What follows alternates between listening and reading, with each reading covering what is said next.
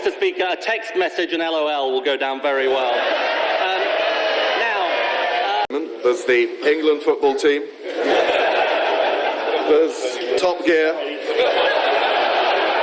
There's even across the big pond a role that needs filling. But if I can go to my pet subject, Brexit really threatens. Thank you. When it comes to women prime ministers, I'm very pleased to be able to say pretty soon it's going to be 2-0 as well, and that's exactly what's happening. And isn't it interesting, in the week when we're supporting fish and chips on this side of the House, they're banning McDonald's. Sue Hayman! Thank my right honourable friend for his very kind remarks. I remember one of the toughest conversations I had in politics was actually when I was leader of the opposition, and I was trying to get him to join my front bench, and he was on a bird-watching holiday in Patagonia, and it was almost impossible to persuade him to come back. Not many people know this, but actually his first act as Chancellor of the Exchequer was to fire me as a special advisor, and I'm very... Thank you for the kind remarks and the good wishes to my amazing wife Samantha and my lovely children who are all watching from the gallery today. He's absolutely right. The pressure is often bears hardest on those we love around us in these jobs. And let me send my best wishes to his family as well. I've done a bit of research, Mr. Speaker. I have addressed 5,500 questions from this dispatch box. I'll leave it for others to work out how many I've answered. Policy. Well, where we find a good Labour policy, we implement it. And funnily enough, do you know what we're doing? Do you know what we're doing tonight? We're implementing what was a week ago a Labour policy. It was. Okay. Hold on a second.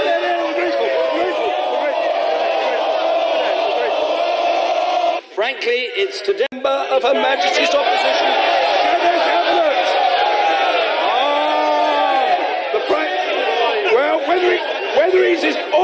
Whether he's esteemed or not, he's a member of the Shadow Cabinet. Welcome the honourable gentleman back to this place.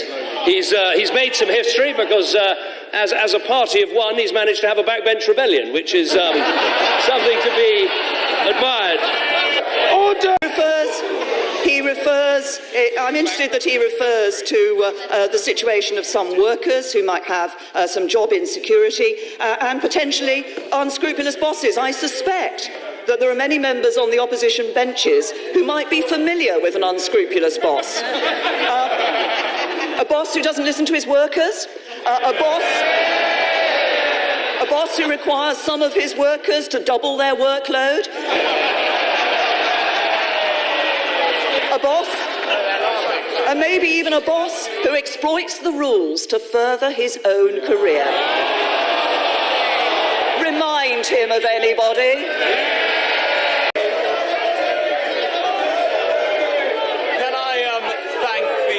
Minister for joining Leicestershire MPs and the rest of the planet in congratulating Leicester City Football Club on their brilliant and historic success in the Premier League. During this amazing season, the local Leicester hero, Gary Lineker, thought the idea of Leicester winning was so far-fetched that he said if they did win, he would present Match of the Day in his underwear.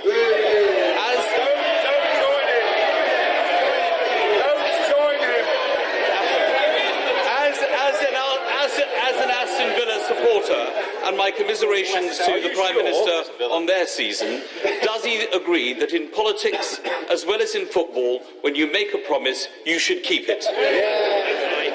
Prime Minister. I absolutely agree. I've been watching everything Gary Lineker has said since. He's not quite answering the question, something that, of course, no one ever gets away with in this House. And so I welcome what he said. Obviously, I hope it's just the start of him joining the blue team.